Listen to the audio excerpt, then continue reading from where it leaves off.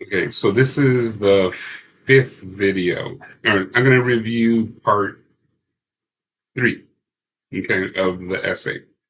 So for this section of the essay, what you're going to do is this. You will use Richard and Paul and Linda Elder to complete this section. You are to write 5 paragraphs based on the criteria for identifying the type of thinking. This section of the essay relates to phase 3 of the module, right? Which is, go back,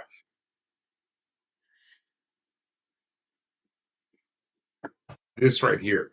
All right, where I ask you to use the miniature guide to critical thinking, but more specifically the 3 types of characters, or yeah, the 3 types.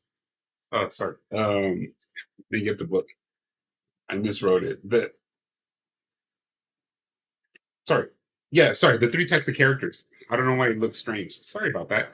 Okay, so this is what you're doing in part three. Okay, so now let me go back to the handout. Okay, so this section of the essay relates to phase 3 of the module. For this section, you will evaluate the writer's approach to the essay. To accomplish this essay, focus on Paul Elder's text on the 3 types of character on page 13. This section will be comprised of 5 paragraphs, and I'm going to show you in a moment. You must write a paragraph for each point Paul and Elder provide for each character type. The 3 character types, according to Paul and Elder, are um,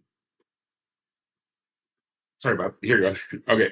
The uncritical person, the self-serving critical person, and the fair-minded critical person. Okay.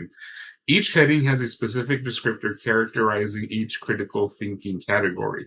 For each point Paul and Elder provide, you are to use those descriptions to write each subsequent paragraph. For instance, the opening paragraph would be how you classify the writer's thinking in their essay, and you could either identify the whole paper, okay, the whole paper as either uncritical person, self-serving critical person, and the fair-minded critical person. Right. And then the second paragraph, you would entail the terms following the major label. Like for number one, unconcerned with the development of intellectual abilities. For uncritical, develops intellectual abilities to serve oneself selfish interests, or develops intellectual abilities to serve one's interests while respecting the rights and needs of others. All right. So, like, these are some characteristics for these two, right? So this is number one, this is number two, and this is number three. And you will use evidence to support your points made in this section, meaning you're going to take examples from the essay I assigned to you to demonstrate the point that you are saying. So this is what I mean by this, okay? Because I took a picture of that section of the book. Okay, so this is it. Okay, so this is page 13, and you notice that I wrote on my copy, right? So this is sort of looking at behavior, approaches, and so on and so forth. Okay, but anyway, so here are the 3 categories: the uncritical person, the self-serving critical person, and the fair-minded critical person. So then the first paragraph you're going to write is classifying the essay I assigned to you under one of these 3 categories. That's the first paragraph.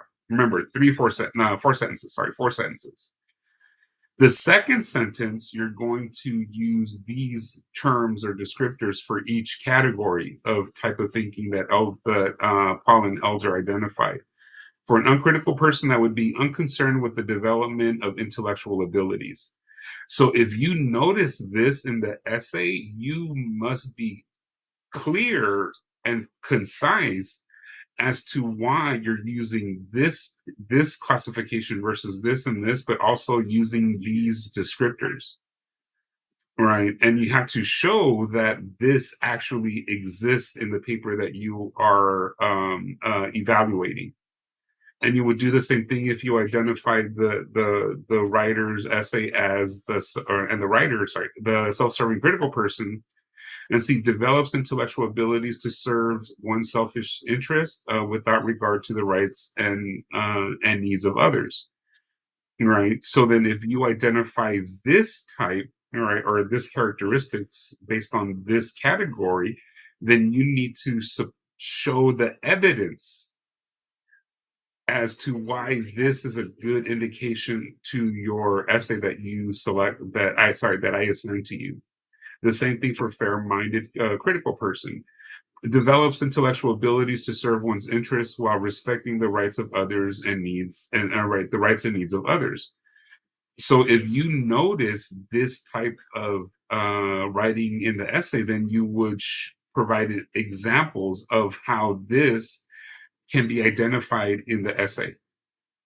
And you're going to do this. So this is paragraph one, paragraph two, paragraph three, paragraph four, and paragraph five. All right, sorry, let me move this out of the way. Paragraph five. All right, so you have one, two, three, four, five paragraphs for this section. And remember, the paragraphs are four, minimum of four. All right, so then you're going to be able to concisely and precisely describe and represent what you're trying to say. Okay, in this particular section. All right, so hopefully this makes sense. Okay, so let me go back to the handout and make sure I'm covering everything. Yeah. This is what you're going to be doing for this section. Okay. All right. So I'm going to stop here. Then I'm going to go to part five.